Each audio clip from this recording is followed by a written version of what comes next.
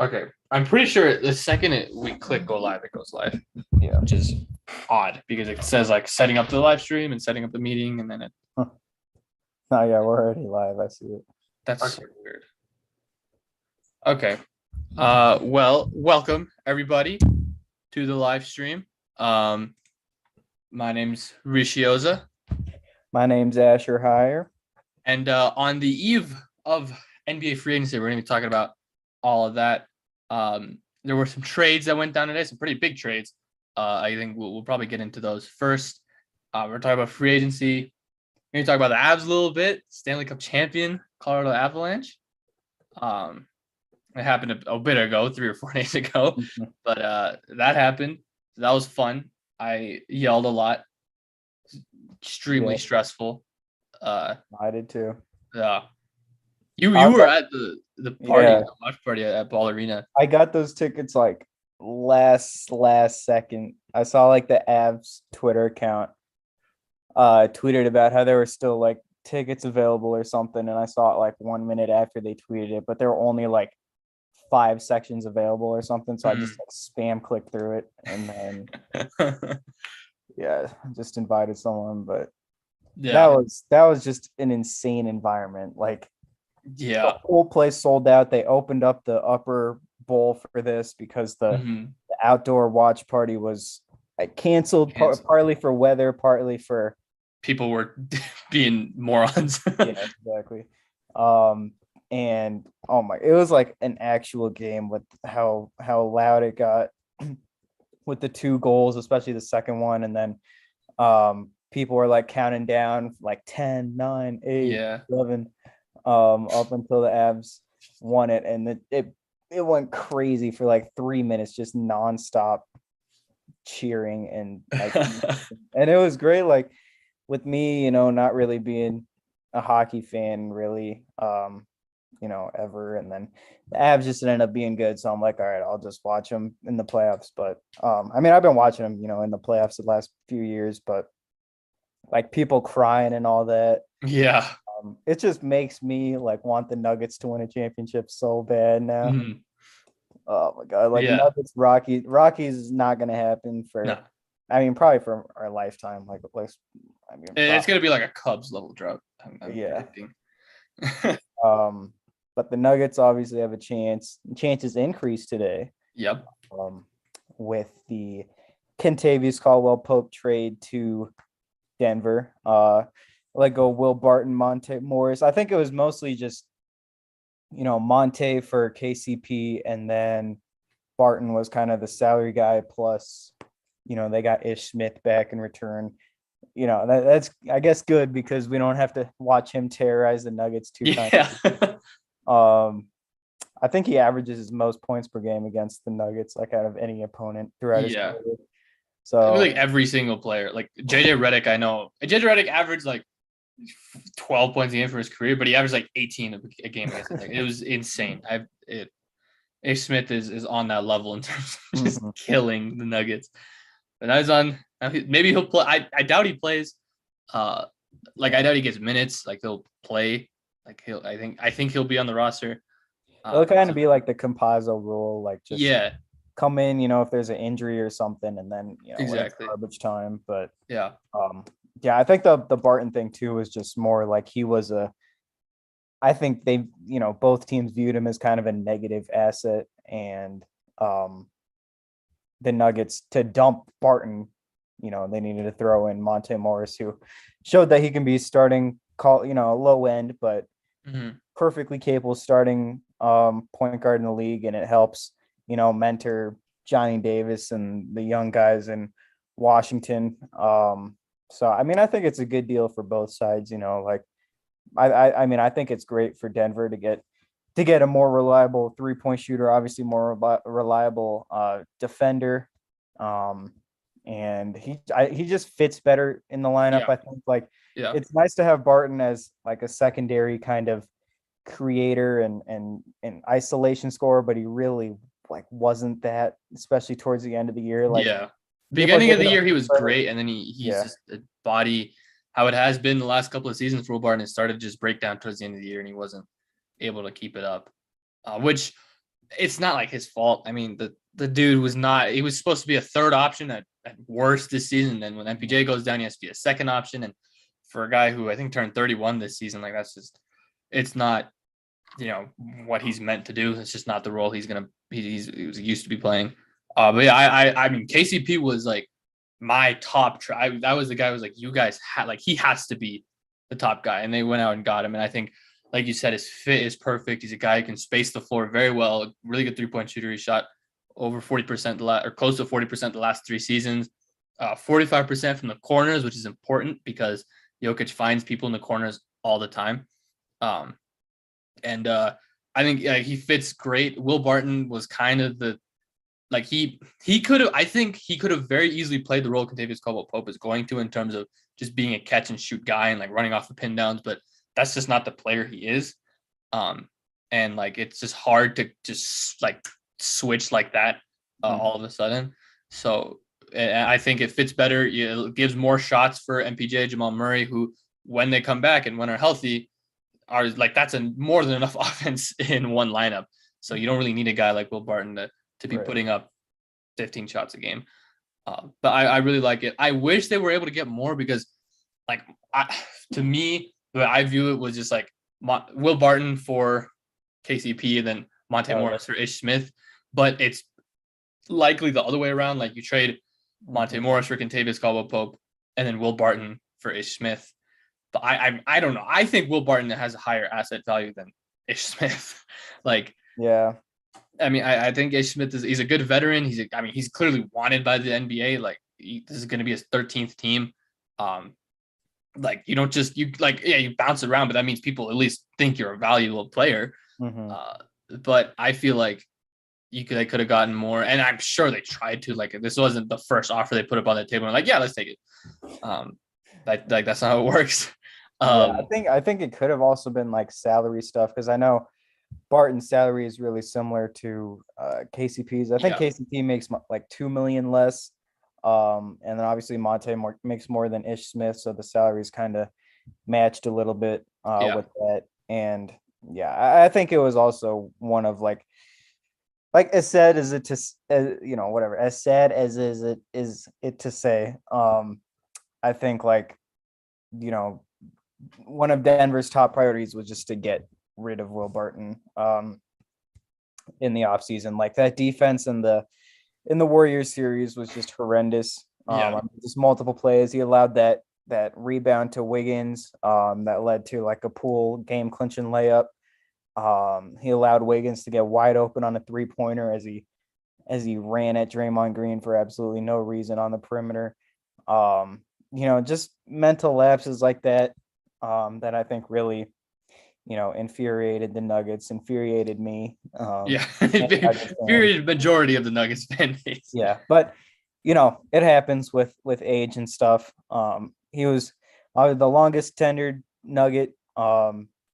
Somehow the Nuggets leading 3-point shooter in history, made the most threes, and was just a great piece for us up until these injuries started coming up like 2-3 years ago.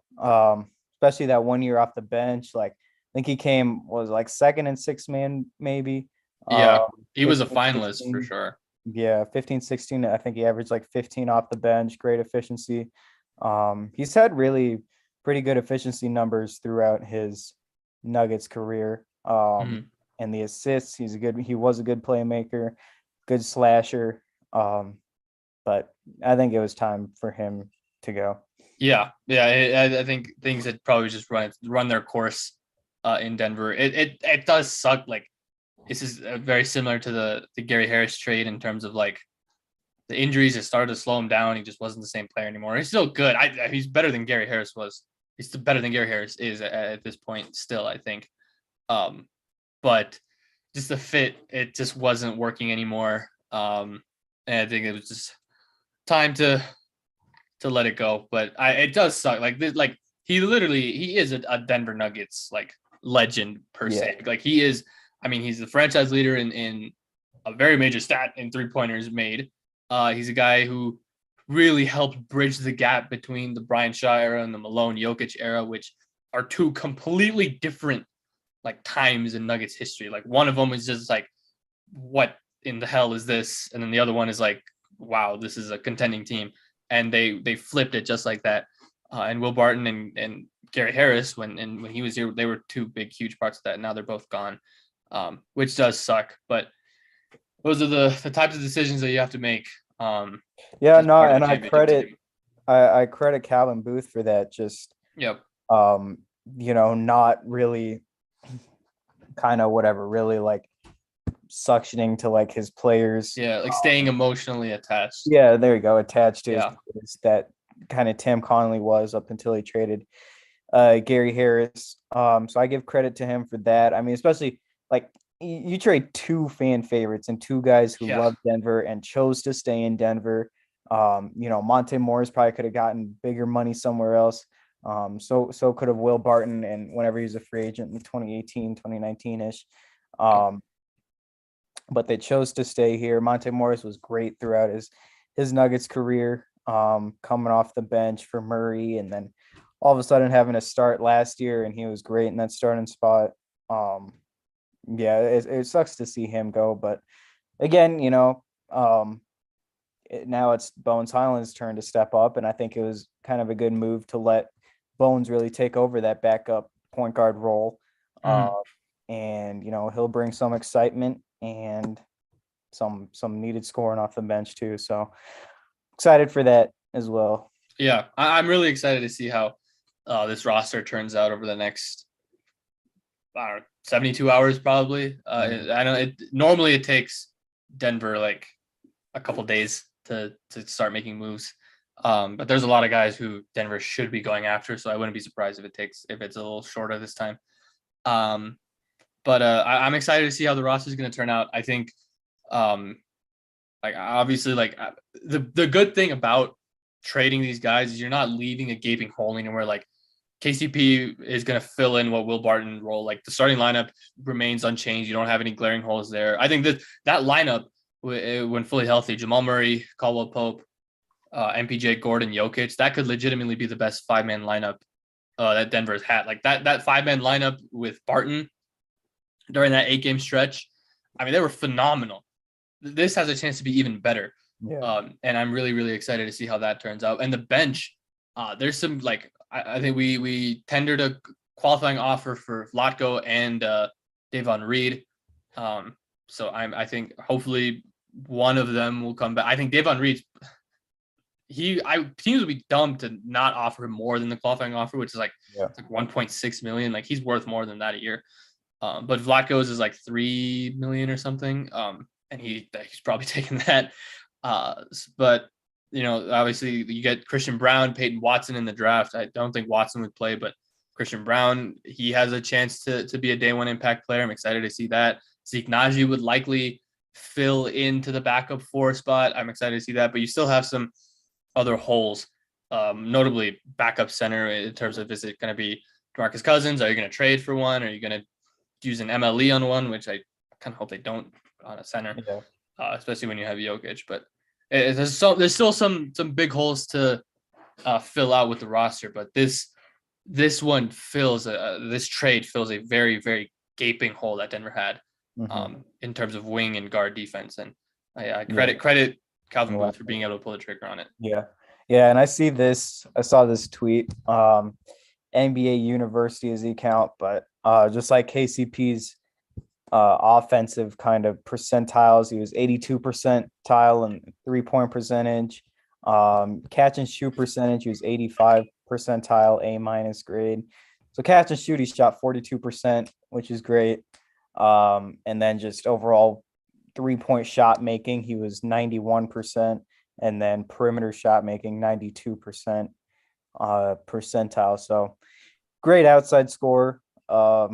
Clearly, obviously played with the Lakers championship team, so he's got whatever, I guess, championship experience. It's the bubble, but he got there and he won the ring, and he was a vital part to that. After, I remember, like, he was getting bullied so hard. Like, he's one of those players where it's like he was kind of bullied into being a good player. Yeah.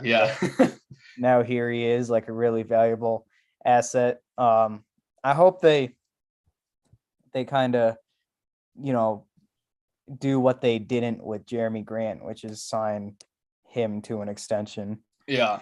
Um, Yeah. because he only has one more year on his contract, and it feels like just trading. You know, you trade that first round pick for 1 year of Jeremy Grant. Like, was it cool? It was cool, because you got to the Western Conference Finals, but then You're not able to keep that, him long term. yeah, and Yeah. if you get rid of Monte Morris for KCP, and he's only here for a year, and this year, is a failure, then it's an unsuccessful trade. So, Yeah. hopefully they re-sign him. Yeah, I would love to re-sign him. The core for the Nuggets is locked up for the next 4 to 5 seasons. Hopefully Nikola Jokic signs the Supermax contract at some point. He said he will sign it. Like, if it's put in front of him, if he's offered it, he'll sign it. So hopefully that happens at some point during this free agency period. But regardless, the core is locked up for long term. You would love to be able to get a mainstay at the shooting guard position with them. To keep your title window open as long as possible. So I would love for it to be KCP. I think he's a perfect fit, at least on paper. And yeah, I like those percentiles that you said, like 42% catch and shoot, he shot 39% from three. Those are on a Wizards team with really, really bad spacing. Like Bradley Beal wasn't playing most of the You season. look at his openness rating is a F grade. Yeah. 17 percentile and like openness rating. I think that's like 3 to 6 feet is considered open, I think. Yeah. So I mean, like he was shooting 39%, usually contested. Yeah. So.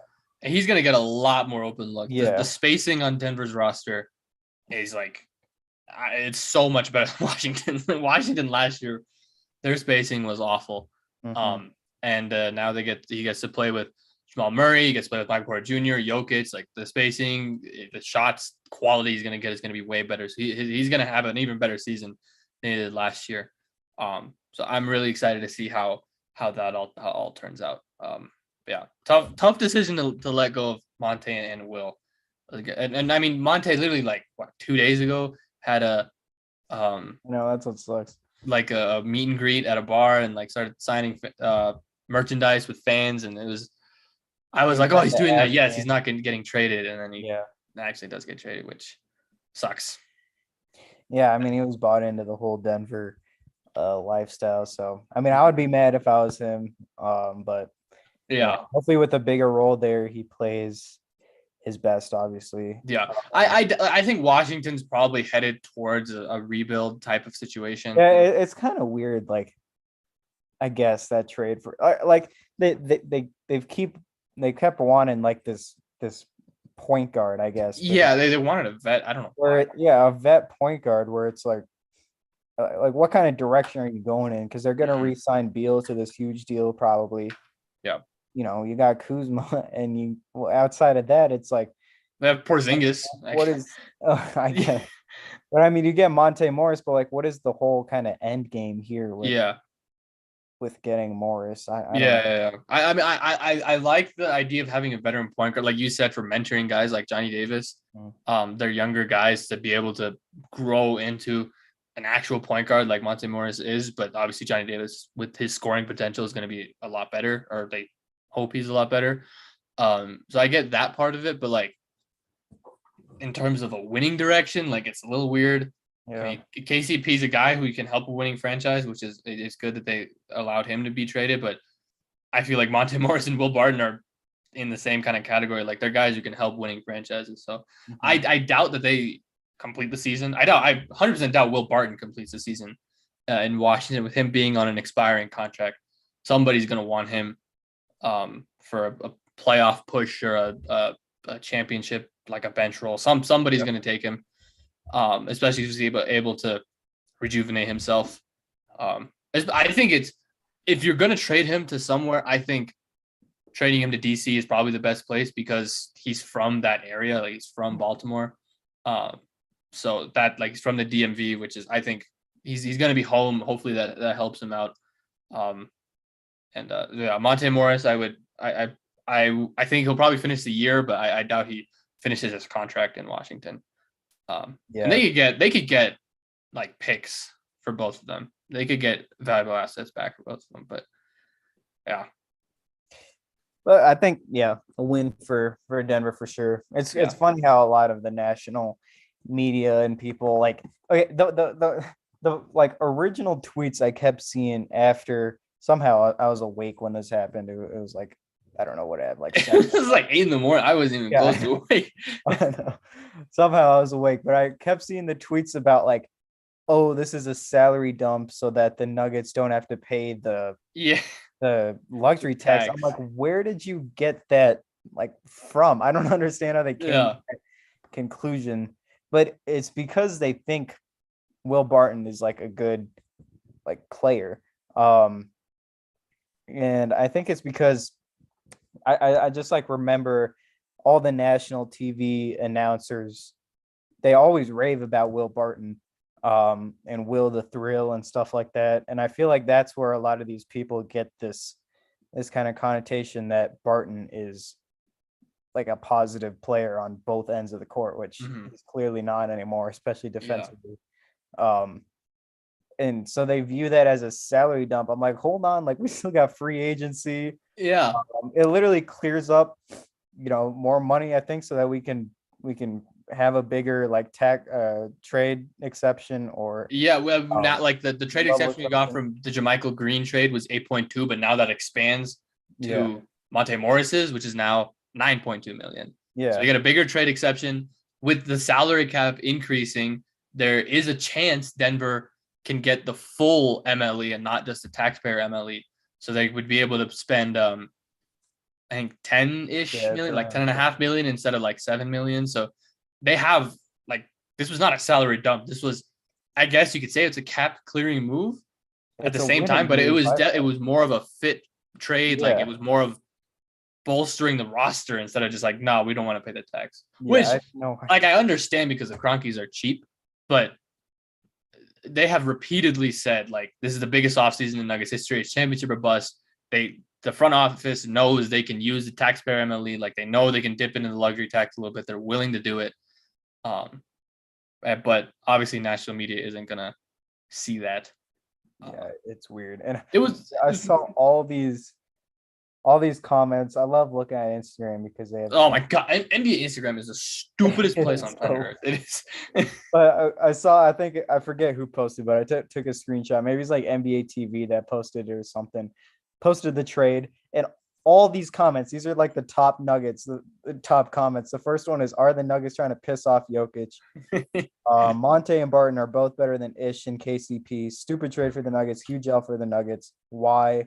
Why for the Nuggets? This is a massive downgrade. It's like so funny. Like Instagram just always has the most similar comments at the top, which is weird. But yeah, it's crazy how they just think Will Barton is a Yeah, good player. they have the content, they're the image of him from like 3 to 4 years ago. Which, Yeah. if you're thinking of him 3 to 4 years ago, he is a phenomenal player. He offensively, he's in his prime. Defensively, he's a very positive asset.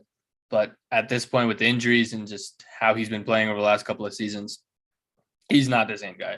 Mhm. Um, I mean, like I remember him being made fun of by everyone for taking that three in the Warriors series when he yeah, giving it to Jokic. Like I feel like everyone knew, okay, like he's kind of a crazy like shot chucker, but now people are like, oh, he's like this electric scorer and plus defender. no, It's like, no, he's not anymore. he hasn't been that He's for a like couple of 3 years seasons. removed off. Yeah. Yeah, it's the Athletic had a couple articles written, and they were like, "This is really weird. Like, I don't know what Denver's doing. This is just a Mhm. clear cut cap space move." And I'm like, "No, like, It's like maybe if you guys employed a Nuggets beat writer, this wouldn't have been an issue." But like John Hollinger was like, "Yeah, this is a cap clearing move. Like, I don't know what they're like. No, it's not. Use your head. Like, come on." yeah. I mean, I just saw it as a winning move, like right off the bat. I Yeah, don't yeah. understand. This is something that I mean, Denver was rumored to be interested in KCP at the trade deadline. Like this has Yeah. been something that's been we wanted to do for a while. So it's not just an on a whim thing. This has been in the works for a bit. Hmm. I'm glad it happened. I'm excited to watch that. Another trade that happened, bigger one in terms of the grand scheme of the NBA. DeJounte Murray it's kind of out of nowhere over the last couple of weeks, started getting a lot of trade steam, and he is going to the Atlanta Hawks for a seemingly very low package. Danilo Gallinari and 3 first-round picks and a draft swap. Now 3 picks is a lot, but like if you are Atlanta, like they're not going to like with this move, you're thinking they're not going to be that high. So obviously Atlanta's okay with doing it. San Antonio with this going into a full rebuild, which I think is smart. You have a lot of young guys. You have guys like Keldon Johnson. You draft Devin Vassell a couple years ago. He's turned out to be a really good player. Josh Primo showed a lot of promise. Draft Jeremy Sohan, and you got a couple other really good picks as well. I'm blanking on the names, but Branham. They got Branham and the guy from Notre Dame, Blake Wesley. Yeah, they got both those guys. So you have a lot of young talent on this team. I also have Trey Jones, who played well last season. You're going to open up a lot of minutes for him. So it looks like a full-on rebuild, maybe a tank for Victor Wembanyama. Yeah, I mean that guy is crazy. It's hilarious. His highlights are like maybe the best like international prospect like ever. Like considering Luka went 3, you know, obviously he's turned out into a great player, but was he a great prospect? You know, not number 1. I mean, he's already the clear-cut number 1. Clear-cut, no, yeah. There's no one close. Yeah. It's like highlights. There's like, what the heck? What is this guy? He's like 7'3", 7'10" wingspan, but he can handle, like he's a perimeter player, but he also blocks shots and dunks all the time. It's like, what is this? Like, it's so weird. Shoots. Oh my god. Yeah, he shoots so well. Yeah, it's unreal. That dude is insane. So if they are going on a full out tank for him, I can't even blame them. Like they're not. I don't think they're going to be bad. They have too much talent to be a number 1 overall pick team, but they now have the picks and the assets to be able to trade up if needed. And I assume they're going to start offloading some of the vets like Jakob Pertl. If DeJounte Murray's gone, I would assume Pertl's also gone. So they open up a lot of minutes for young guys. But on the Atlanta side, getting a guy like DeJounte Murray and only giving up Danilo Gallinari for the salary reason, like that's perfect. Like considering it was John Collins kind of in it. Yeah. Yeah. Like it's perfect. Like you still have your entire core with Kevin Huerter, John Collins. You're able to keep Capella, who might be on the move soon with the sign and trade or something. I don't know. But you keep those guys. You keep Bogdanovich. You keep DeAndre Hunter, who's your best defender. Getting rid of Gallinari opens up a potential way for Jalen Johnson, he's like the most athletic guy they have on their roster. Opens up minutes for him. This trade was like perfect for Atlanta. For a team that wants to go win now, giving up picks doesn't really matter. And they drafted AJ Griffin too, and they didn't have to give up that pick, which was great. And he's a guy who can contribute day 1 for them too. But my one concern is I don't know how the fit is going to be. Like both Murray and Trae Young are pure point. Like they need the ball to be good, especially Murray because he's not a good shooter. Yeah, I mean, obviously I like the fit defensively because you put DeJounte, who's been an incredible defensive. I think his defense kind of fell off. Like I know he led the league in steals last year, but I think overall it kind of fell off a little bit compared to his prior torn ACL years. But he's still phenomenal defensively, and when you have one of the worst defenders in Trae Young, like and now you can match Murray on that best perimeter player, and let Trae Young kind of hide a little, Steph Curry like maybe, Isaiah Thomas like in Boston. Yep. So I like the fit defensively. Yeah, offensively it's it's kind of weird, but I think they'll figure it out. Like these teams usually do. Like obviously the Harden CP3 trade, everyone was harping on that. Yeah. That turned out to be great. There's other instances where it's like there's 2 kind of point guards on the team, but I think they figure it out. Trae Young can probably, I feel like both of them can kind of play shooting guard role with Murray kind of being a bigger guy, and then obviously Trae Young's shooting ability. But you know, the Yeah. NBA is just becoming more and more positionless, obviously, as the years go on. And I think they'll figure it out. Yeah. I didn't even think about like the Harden CP3 trade like that. That's very similar situation. There's two heavy on ball guys, and they were able to make it work. Hopefully, that's able to happen because this has the possibility because both of them are so like Trae Young's like 23, 24. DeJounte Murray just turned like 25. These guys are super, super young, not even in their primes yet. And DeJounte Murray almost just averaged a triple double last season. He's a phenomenal all around player. Both of them average upwards of 9 assists a game. So the creation on that team is going to be phenomenal. Yeah. Defensively, I think they're going to be very, very good. Clint Capella is a good defensive center, but because of who the defensive personnel was for Atlanta last year, like obviously it all got funneled towards him, and he wasn't as good as he was the year before. But with Murray being able to stifle, that's such a huge addition. And Atlanta is that leapfrogs them. Like they were a playing team last year. If they're a playing team this year, that's like a huge disappointment. There's no way they can be a playing team this season. Right. I see it a lot like the Drew Holiday trade. It's the same. I think actually Drew Holiday, he got 2 first-round picks. Yeah, 2 first rounds and 2 swaps instead of 3 first-round picks. But I feel like the league kind of, like with Murray playing on the Spurs and stuff, obviously that stat line looks amazing, but it also could be inflated with a terrible team like that. And I feel like it's a lot like Drew Holiday because you're going to get that amazing defense. And then offensively, whatever comes on offense, especially shooting wise, is a major plus. They're both, good offensively, but they're nothing, great, especially shot creating wise. We saw that with Drew when he was the second option in that Boston series. He was terrible. Yeah.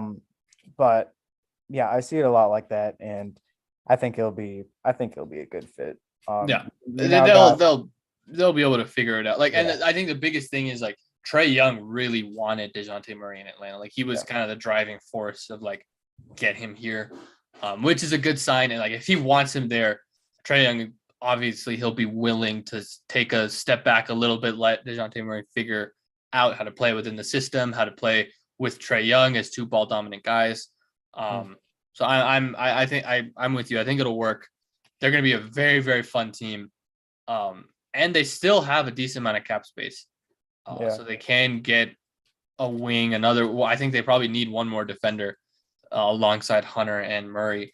If they're able to get one more, that team is very, very good, very, very dangerous. So really excited for looking forward to that. And I'm so like there was a report that Mark Stein put out, and he's like, there's like significant momentum towards the DeJounte Murray trade, and like the Timberwolves are one of like the leading candidates. And I was like, there's no way Tim Conley's going to do this, right? Like there's no way. He didn't do it in Denver with Drew. Yeah. There's no way he does it now. There's no way he fixed all of his mistakes immediately after leaving. But thankfully the Spurs don't trade in conference. Thank God that doesn't happen.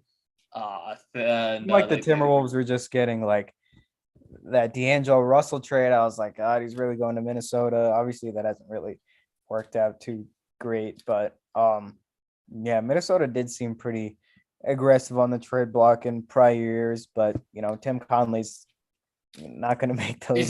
He's not. I think it'll be different because he's not attached to the players there. I know. So obviously it is a little different, but he's not one to pull the trigger on trades.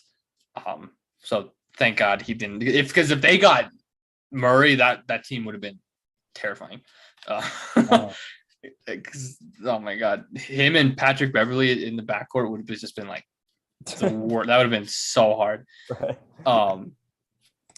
So yeah, I mean, D'Lo is gaining significant. Like they're actively shopping him, which I think is smart. I think in the playoffs it kind of showed like that he's not what he used to be, which is crazy because he's like 27. But they're actively shopping him.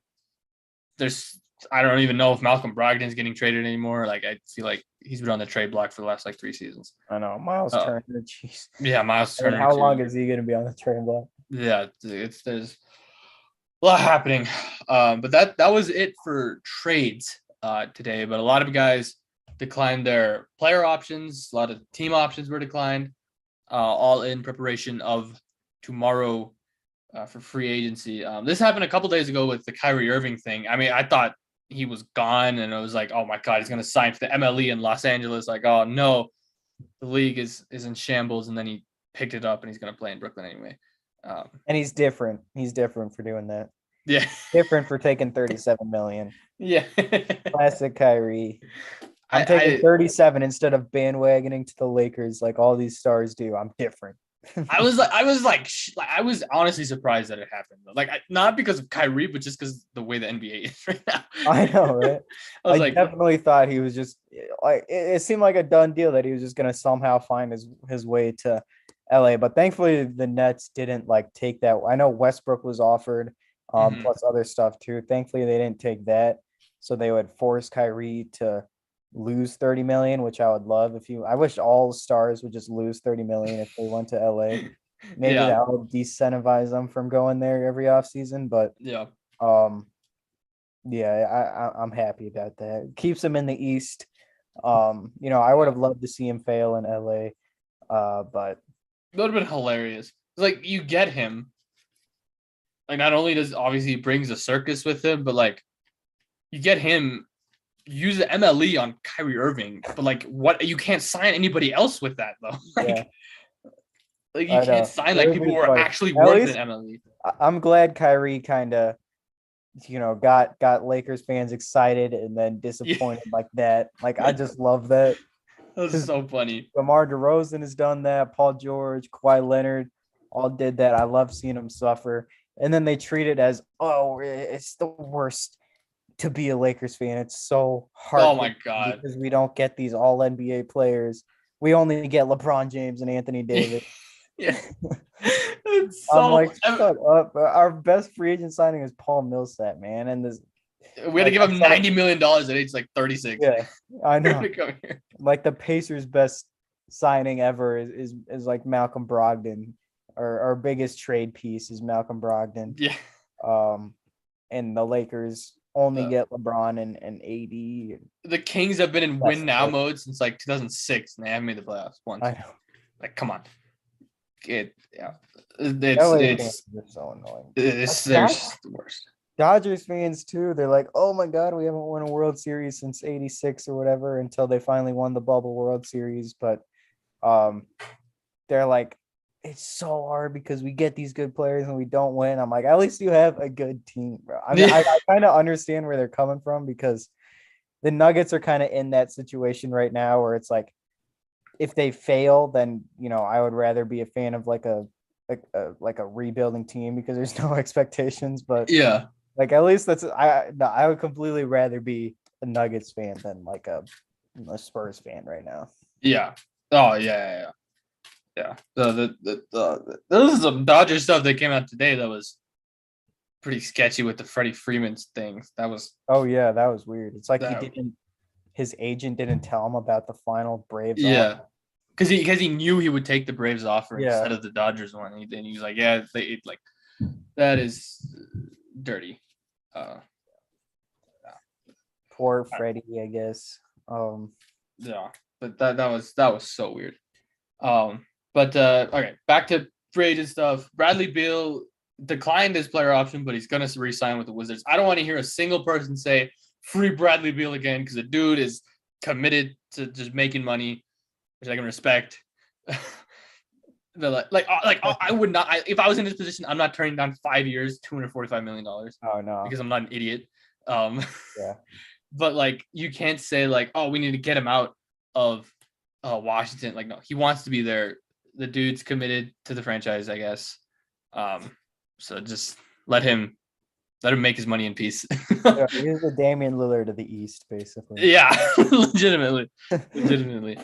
Yeah, just let him live in peace. Yeah, We'll see what happens with the Wizards, but yeah, he's going there. Other big free agents, Zach LaVine is unrestricted. It looked like, towards the beginning or towards the end of the season, it was like, oh, Zach LaVine, is a goner. But now it seems like he's probably going to re-sign with Chicago. Mm-hmm. He's eligible for a 5-year, $212 million contract for the Bulls, which I think that's going to happen probably tomorrow. Dang, that's a lot. I had 212. Jesus. Yeah. I know that's a lot for him. I don't know if he's worth 212. Oh my goodness. That's what he's eligible for, and he probably won't take anything less.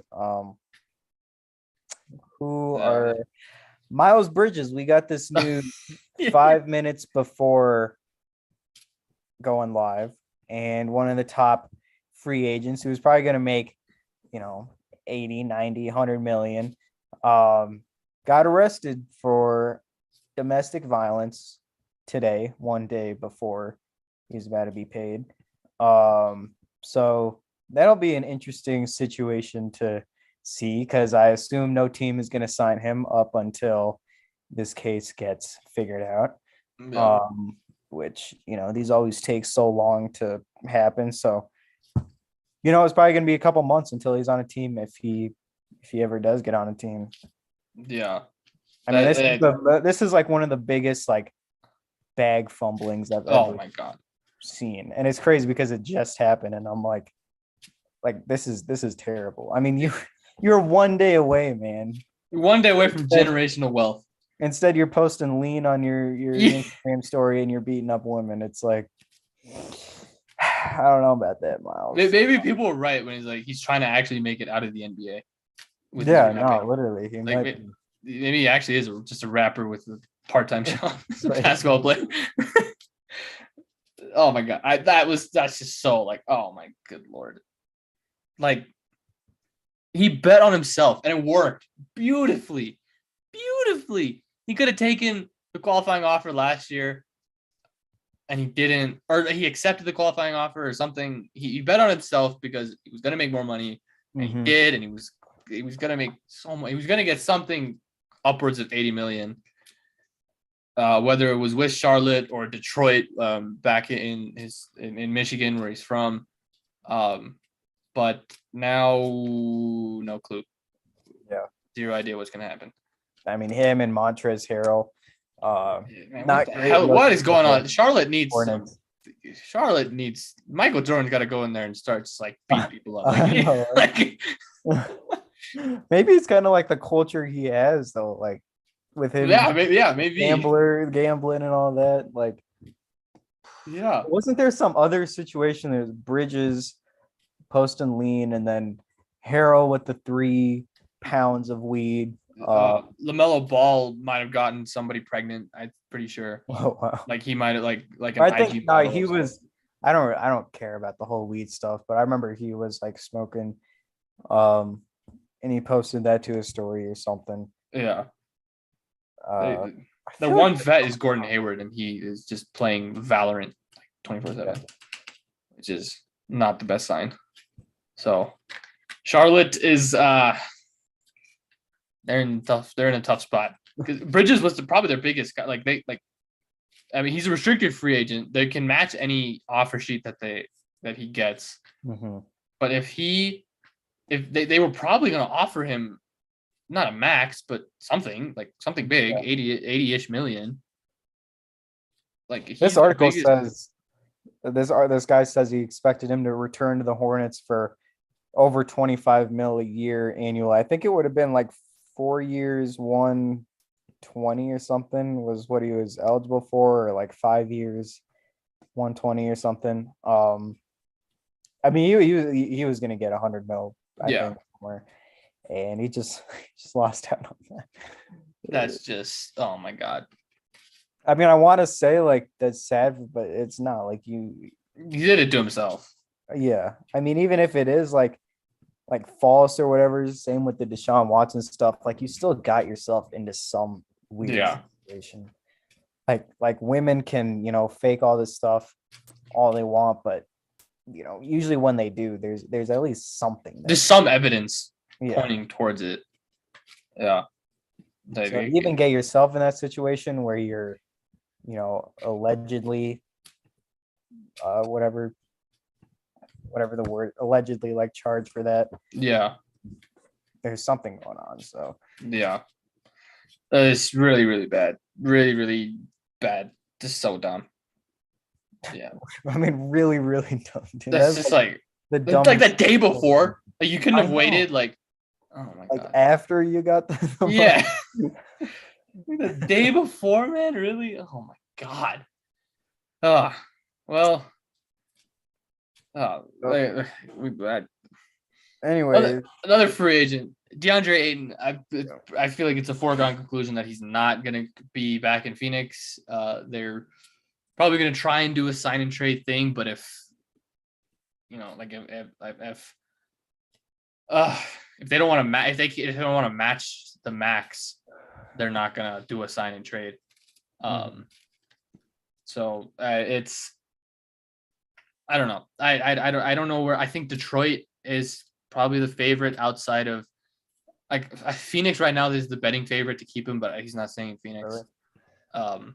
I Detroit, was thinking maybe Atlanta, Atlanta would be interesting. maybe Brooklyn too. I've seen a lot of Brooklyn. Mhm. I Yeah, don't know. Brooklyn's I don't know. odds shot up. Yeah, I don't know if that would be like signing him or signing and trading for him. They would have to sign and trade for. They don't have the cap Yeah. to sign him straight up. You know if Atlanta has a cap? I don't know. They might because Trae Young's extension kicks in. They would probably have to get rid of John Collins for it, for the cap to work. And I remember last year and the year before they had a lot of cap. With whatever season they signed Bogdanovich and Gallo, they had a lot of cap. They got like Chris Dunn too. Like they signed a bunch of free agents. I don't know if they still have any left over, but I know Trae Young's extension is going to kick in. Kevin Huerter's extension kicked in last year, I think. And you also have to think about DeAndre Hunter if they're going to give him an extension. So it'd be interesting, but I think Atlanta would be a very, very interesting spot. They would, I think, very quickly become a favorite in the East if they're able to land him. Yeah. Sure. Well, I don't understand this about Atlanta is why they want to get rid of John Collins so bad. Like I know, like he's good. I don't understand it either, but yeah, maybe it's like because popped up in prior years too. Yeah, it's weird. But I like because he was a free agent last season, and like it was the reason why people thought they might trade him is because they don't know if they're going to give him a max, but they did, and then now they still might trade him. I don't get it. I don't know why they want to get rid of him so bad, especially after signing him to a deal. It doesn't really make sense. Right. But if you're able to swap DeAndre Ayton out for him, that would be, I think, just as good I think it'd be good, if not better, like a better fit wise. Being able to get a guy who's, I think, more comfortable on the ball with Ayton. Obviously, much better presence. You probably would have to get rid of Capella as well, but I think they would be okay doing that. The Suns would be dumb. The Suns are dumb for letting him walk, first off. I know. But they're also really stupid for thinking they can get somebody just as good as Ayton. I know, like that was a report that they feel that there's a lot of centers out there who are like just as good. And I know, like, we've kind of talked about how I think CP3 whatever makes his stats better, but like he has great touch. His mid-range is great, and his three-pointers developing, and his defense is pretty good. And that amount of touch and his post game like turnaround fade is good. Like when a center's doing that turnaround fade, I mean, there's not many centers that can do that. So I don't know. You don't. That skill isn't just like out there. Like that is. Yeah. That skill that you can only find in a number one overall pick from a center. And there's not a lot just roaming around that you can scoop up. So I don't know what Phoenix is doing. Like I get not wanting to pay him to a max contract because I also believe he's not like a true max level player. But at the same time, he's good enough to where I would feel comfortable overpaying him to keep him because he is that good. I mean, there's a lot of players like that. Like DeJounte Murray, I feel like is kind of the same way, where it's like he's good enough to like warrant pay. Like you have to pay the max to keep these guys, though. That's the thing. It's like he's probably not worth the max technically, but you have to pay it to keep these guys around because they'll they'll take one somewhere else. Kind of the same thing with Michael Porter, Hmm. um, and Jamal Murray when they signed him too. And now obviously he's worth that, but back then, you never knew. So um, yeah, it's tough for players like that. Jalen Brunson is kind of another one of those guys too. Um, where it's like, do you give him the max? He's not worth the max, clearly, but you know, Someone's gonna give it to him, so you got to be yeah, able to keep him. New York. I saw he's like meeting with Miami too and Dallas. So I don't think New York is like a done deal, but it definitely is the I favorite. think Miami's there so he doesn't get the tampering violation because like Oh, the deal is like out there. Like everyone knows what they're yeah. gonna offer him. They know he's meeting with like that has to be tampering. So he's probably just like, you know what? Let me talk to Miami just so it doesn't look like I'm Hmm. uh so it doesn't look like tampering. But I'm pretty sure like Miami can't offer him 4 years, 110 or whatever. Right. New York is gonna offer him. I don't even think Dallas can offer him that. Like without dipping into the tax. So I think I don't know. I don't know what New York's doing. I know. Honestly. There's like it's the same thing with Washington that we talked about. It's like, what is their end game? Just fill up with these lefties and just Yeah. hope. I mean, I don't know because you sign Brunson, you're what, maybe like a 7 seed, 6 seed. You're No, like winning a anything. playoff team. Like I think you're a Yeah. play, but like you traded away depth like a lot. Like Kemba Walker, you trade away him. You trade away Alec Burks. You trade away Nerlens Noel. There's All rumors this. of trading away Cam Reddish. You're probably gonna have to get rid Yeah. of Taj Gibson. Those are all rotation caliber players that you just get rid of so you can pay Jalen. Who else? Who's gonna play? Like who do you have? Like, and Mitchell I Robbins mean, is probably gone you didn't too. pick anyone in the draft. Yeah, you didn't pick anyone. You could have had Jalen Duren easily, Yeah. and you still didn't do that. Mitchell Robbins is probably gone. Like, who is going to play for your team if you do sign Jalen Brunson? Yeah. It felt like when they got those 3 picks or whatever, I think it is. Yeah, The future, it's like, you know, oh, could they go get DeJounte and Jalen Brunson? But obviously that didn't happen. So what is their goal with the 3 picks? Because in a city like New York, people are gonna want you to trade those picks away for stars. Hmm. And just not use them throughout the next like 7 years, whatever it is. So yeah, I mean, they've been weird like my whole entire life. Yeah. And they're weird again. In terms of their win now moves, they have been extremely confusing. Yeah. I did see like maybe if Donovan Mitchell is still available, like if he is available for in trade discussions, Mhm. they could use those picks to go get him. But for Donovan Mitchell, you probably have to give up RJ Barrett. But if you get Jalen Brunson, I don't know. That's still just like that's not like enough to win a championship. Like I know. maybe they might be just banking on the fact that it's New York, so people are going to take pay cuts to play for them, but they have to prove that they're good. Otherwise, people aren't going to sign there. So Yeah. they just I don't know. I don't know what New York's doing. If Dallas does lose Brunson, they're in a tough spot, honestly, because Brunson was like the one reliable guy that they had to be able to spell Luka from just being the only guy who could create anything. Hmm. Like, yeah, you do have Dinwiddie, but like he hasn't really been good over the past 2 seasons. Like I don't know. I don't know what you do without Brunson. Like I feel like you kind of got to keep him, or you lose him, or try and do some sort of sign and trade and get something back. Like you have to get some, like maybe go for Zach LaVine or trade for something because they don't have the on ball people to Right. help Luka out, which is that's their biggest issue. Um, so I don't know. I think Dallas is in a tough spot if they lose him, but I'd rather let Brunson go get a max contract and be able to use that money to at least help somewhat than Yeah. overpay him and then pretty much have the same roster as last year. Yeah, that's true. They did get Christian Wood. Forgot about Mhm. that, but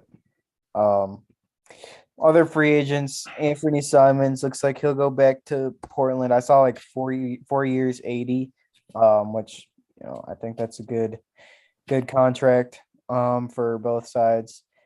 Sexton probably going to go back to Cleveland. Mitchell Robinson, as you said, like he's probably on his way out. Um, especially if they use all this money for Brunson. Yeah. But he's a restricted free agent, so we'll see if they match or not. Nurkic, unrestricted free agent.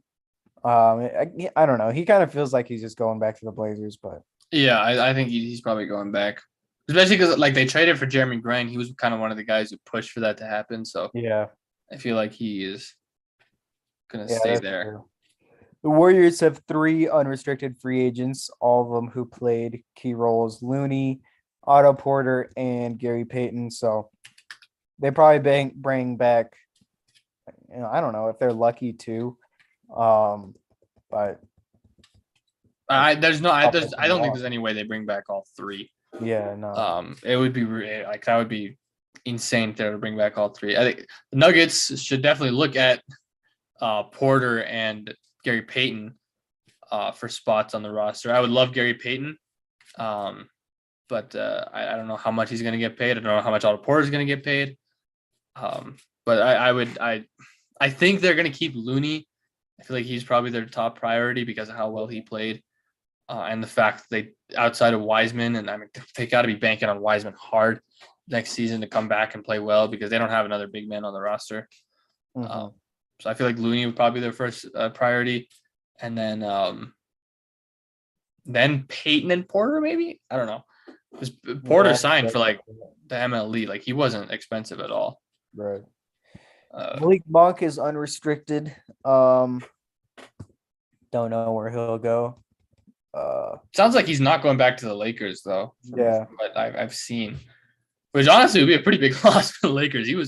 I know, thought he he was was good like- for them last year. I know he was like the only one that like overachieved last year. Yeah, His defense got better after it was horrible. So I think he'll be making a lot of money tomorrow or whenever he signs.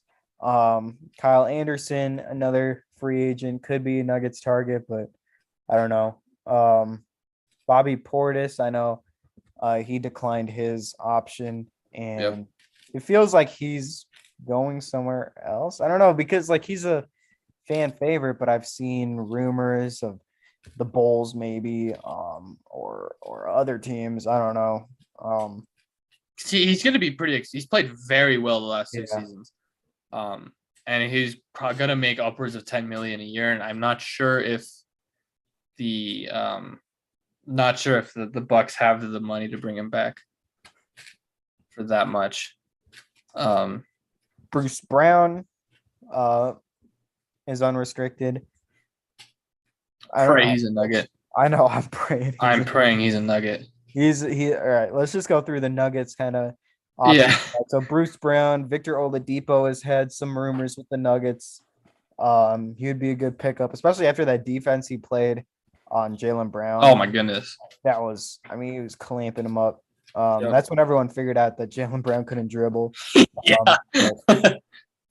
But Oladipo's defense still was amazing. And then there's Gary Payton. I see Gary Harris.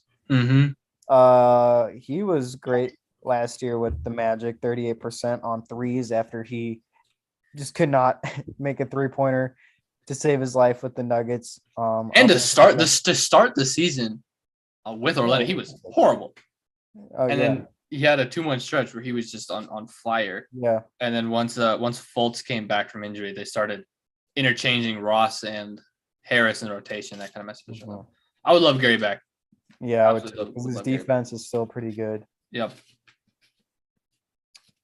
DiVincenzo, his team option was declined today. Yeah. So I would he's another cheaper guy who I would be keeping an eye on as a Nuggets fan. I mean, he was really bad last year. Yeah, for Sacramento, he was awful. But I mean, he is a good defender. Yeah. I know he can shoot. Because at least when he was playing with Milwaukee, he was good. Yeah. but then he had the broken ankle or whatever the year they won the championship, and I think that really threw off his rhythm. But if he can get back to how he was playing his first couple seasons with the Bucks, I would absolutely love for a guy like him. But I think that you got to have your sights set higher than DiVincenzo. But I think he's a good like plan C kind of guy. Yeah, I agree. But that's pretty much it. I feel like there's big men, DeMarcus Cousins, he would be good to re-sign. And there's other guys you could trade for or sign. So it'll be interesting to see what the Nuggets do. But yeah, they still do have some holes. I think backup center is kind of like the underrated part. Like a lot of people still want wings, which I think is still like the bigger issue. But backup center is definitely a hole because if DeMarcus Cousins signs somewhere else, like you don't have trade assets to go get somebody else. Like, and I would very much advise against using your MLE for a backup center. I saw this trade by Ryan Blackburn of like Jeff Green to Chicago for Tony Bradley and Javonte Green. I don't know why Chicago would do that. I don't either, because like Javonte Green is solid, but Tony Bradley, I don't know about him. The little I've seen of him has been uninspiring. But I mean, I think as like a guy who can play like 15 minutes a game, like I guess. Yeah. But I don't know. I would want with Monte gone, it's a little weird because I think Bones and Boogie did play really well together last year. So I think those two as a backup like combo would be nice. But Boogie did play really well last year. Like he might be able to go get a bigger contract somewhere else, like maybe signing for the MLE somewhere else, because with Denver, he's probably just like a 1 year, like $2 million, $3 million deal, which he can definitely get more somewhere else. So I don't know. Well, I think that's it. I don't have anything really else to say. Excited for what happens tomorrow. Yeah, really excited. It'll be fun to see how aggressive the Nuggets are. Calvin Booth has been, I don't know how he's been in his first few moves. I think he's kind of surprised people with the picks and not trading the picks and all that. I do like that he's being like aggressive though. Yeah, I like pulling the trigger. I would much rather someone go and make a move than sit on their hands and do nothing. Yeah, I've said that a lot on here, and I think that I mean you got to be able to go do something, try and make a move. So see what happens.